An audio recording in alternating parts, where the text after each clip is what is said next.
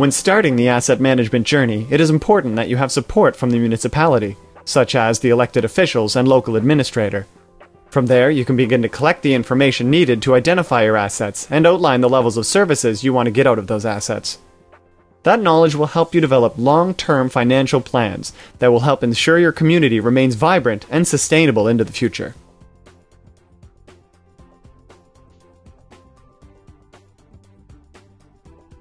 So I think it's really important for elected members to be stewards of their community's infrastructure. We need to have the elected members looking at getting the best return from that investment that they can, so that their communities enjoy the best services that they can from those investments. The elected officials are the stewards of that community, so they represent that community.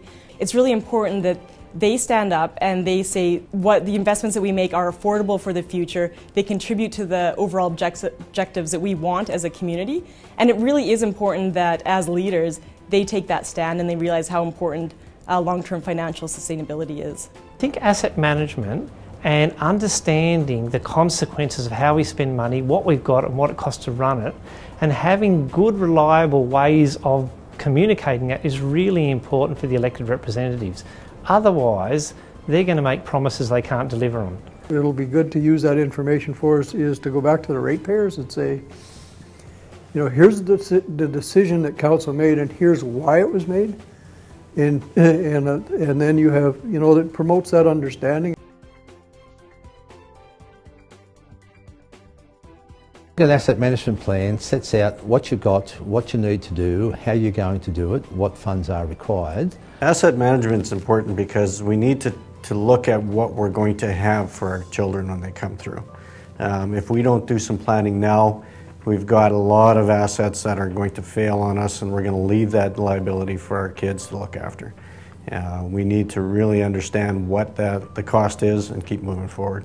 The main thing about it is that if you have a limited vision where you're looking at only year by year, and there are some things out there that are going to have maintenance costs, renewal costs, and replacement costs that you can predict very accurately.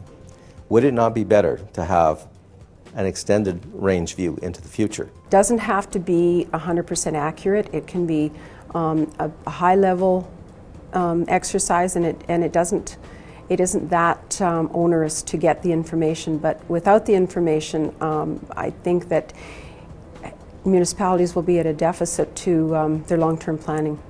Asset management is often sidetracked by people getting too technical in preparing their asset management plans, where it really needs to be a high-level strategic document setting out where you are now and what your strategic options are for the future. Asset management will provide us with best practices for maintenance and operation of an asset, so we can use money wisely. We can make better choices about how we maintain that asset.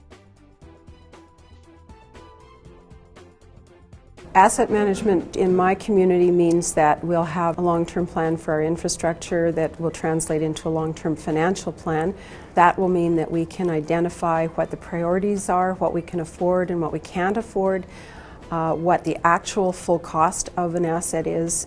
And I guess that's the discussion we're having. Hey, it's pretty difficult for municipalities to actually continue to fund all that stuff for that amount of money. So we have to be smart about what we do and how we do it. It takes away the annual budgeting process and replaces it with a long-term management plan.